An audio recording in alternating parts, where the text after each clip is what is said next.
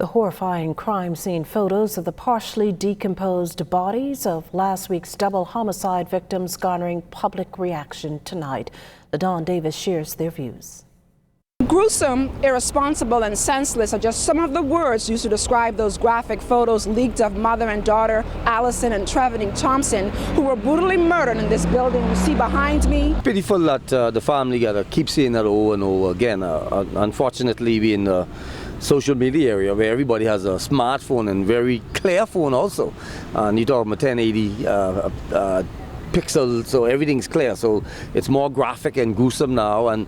But unfortunately, we can't identify who would have done that. But to see the graphic image of that young woman lying there and in the condition her body was in, the decomposition and all that, and to see how somebody, I was surprised to say, well, who would actually leak or allow something like this to be circulated for other people to see? You understand? I understand now that because of all the social media network that's going on, a lot of people are becoming more and more desensitized. But I mean, sometimes when you decide to send something like that, you got to think of, what if this was my mother? What if this was my sister? We are a country of law and order. We are governed by law and order. And it is, I feel as though that it is totally improper for those photos to be released to the public, even before the family members had an opportunity, had a chance to deal with it. It isn't fair.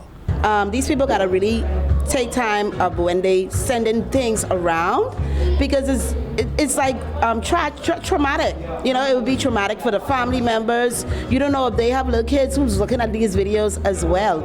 I think that the people over here needs to stop that, because it's setting a trend nowadays. I notice it's getting bigger and bigger. Allison's former boss at the hideout on Arawak Key, Willard McKenzie, says he was outraged and couldn't understand why someone would not only butcher but circulate the photos of an employee he held at a very high standard. And when I look at those pictures, my God, I don't know who could have been the one to leak those pictures out, you know, but whoever went on the crime scene, you know, they need to find out where this picture come from, you know, and it looks so disturbing. My God, I couldn't even look at it.